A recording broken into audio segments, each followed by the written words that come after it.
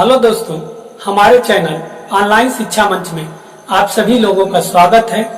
और इस समय हम पढ़ रहे हैं आचार्य रामचंद्र शुक्ल के अनुसार हिंदी साहित्य का काल विभाजन। और आज हम पढ़ेंगे भक्ति काल के बारे में।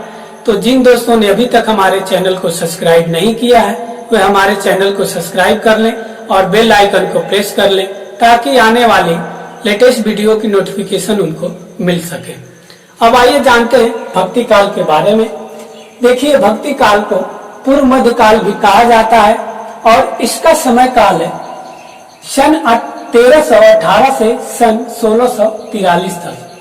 पिछली वीडियो में कुछ लोगों के द्वारा ये कमेंट किया गया था कि सर आप जो बताए थे हिंदी साहित्य का काल विभाजन उसके सन में कुछ डिफरेंट है। तो देखिए, हम बता रहे हैं समय हमेशा संवत में या सन में दिया रहता है।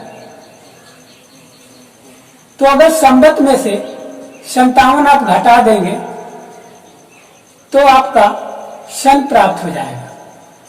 अगर सन में 57 प्लस कर देंगे तो आपका संवत प्राप्त हो जाएगा।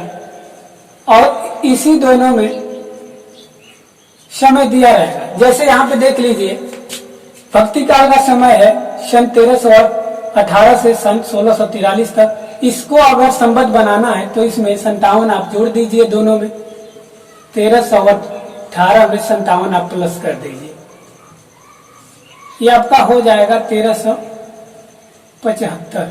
और 1643 में 57 प्लस कर दीजिए, ये हो जाएगा आपका 1700। तो संवत बन गया आपका।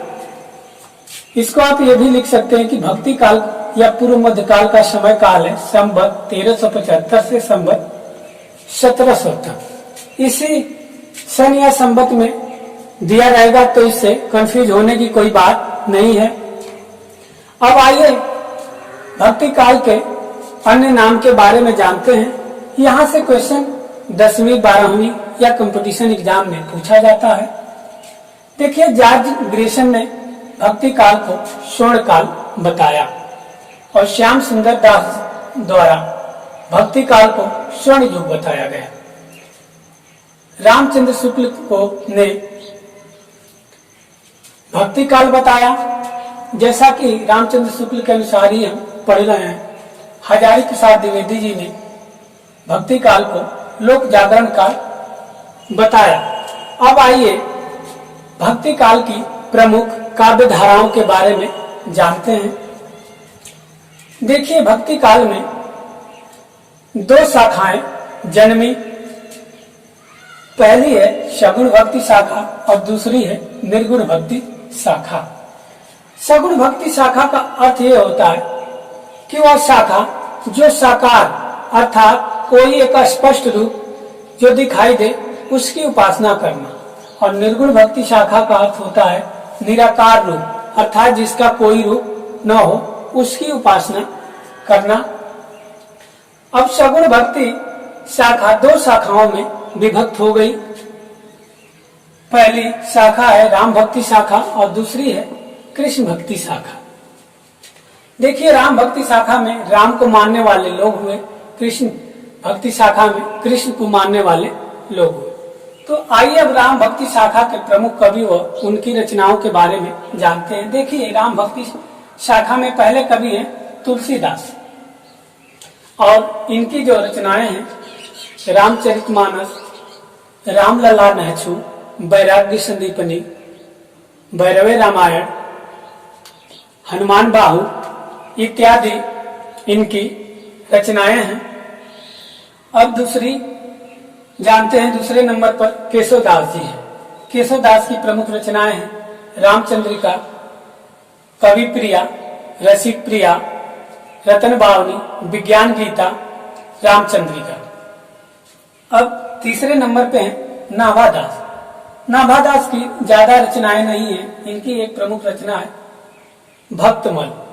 उसके बाद चौथे नंबर पर जो कवि है वो ईश्वरदास हैं। इनकी रचना है भरत मिलाप और अंगद का पैज। पांचवें नंबर पे हैं अग्रदास। इनकी प्रमुख रचना है राम भजन मंजरी। अब आइए कृष्ण भक्ति शाखा के प्रमुख कवि व उनकी रचनाओं के बारे में जानते हैं। देखिए, कृष्ण भक्ति शाखा के प्रमुख कवि हैं सूरदास, और सूरदास की प्रमुख रचना है सूरसागर, साहित्य लहरी इत्यादि इनकी रचना है। अब आइए दूसरे नंबर पर जानते हैं मीराबाई। देखिए, मीराबाई ये भी कृष्ण की उपासक थी, और मीराबाई की प्रमुख रचनाएं हैं नरजी का मायरा, गीत गोविंद, राम गोविंद, राग सोरठा के पद। अब तीसरे नंबर पे रसखान। रसखान जी की प्रमुख रचनाएं हैं प्रेम वाटिका, सुजान रसखान और दान लीला। और चौथे कवि हैं नरोत्तम दास। नरोत्तम दास की एक प्रमुख रचना है सुदामा चरित्र, और इसमें सुदामा के चरित्र के बारे में विस्तृत वर्णन बताया गया है। बहुत ही फेमस रचना है नरोत्तम दास की सुदामा चरित्र। अब आइए निर्गुण भक्ति शाखा के बारे में जानते हैं। देखिए, सगुण भक्ति शाखा की तरह भी निर्गुण भक्ति शाखा दो शाखाओं में विभाजित हुई। पहली है प्रेम मार्गी शाखा और दूसरी है ज्ञान मार्गी शाखा। प्रेम मार्गी शाखा के जो कवि थे वो प्रेम के जरिए ईश्वर की प्राप्ति या मोक्ष की प्राप्ति करने को साधन माने, और दूसरा है ज्ञान मार्गी, अर्थात ज्ञान के जरिए ईश्वर की प्राप्ति या मोक्ष प्राप्ति करने को साधन माने, ज्ञान को ही आधार बनाकर। अब आइए प्रेम मार्गी शाखा के प्रमुख कवि वो उनकी रचनाओं के बारे में जानते हैं।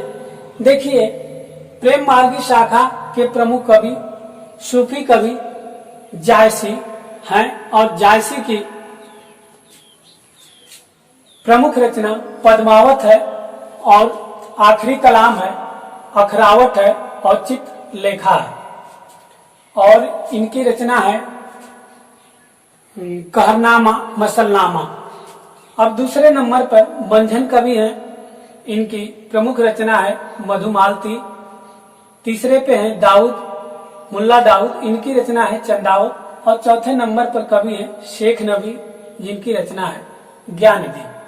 अब आइए ज्ञान मार्गी शाखा के प्रमुख कवि के बारे में जानते हैं। देखिए, ज्ञान मार्गी शाखा के जो प्रमुख कवि हैं वो पहले हैं कबीर दास, और कबीर दास की जो रचनाएं हैं साखी शब्द रामायणी है, जिसका मूल ग्रंथ बीजक है। बीजक में ही साखी शब्द रामायणी है।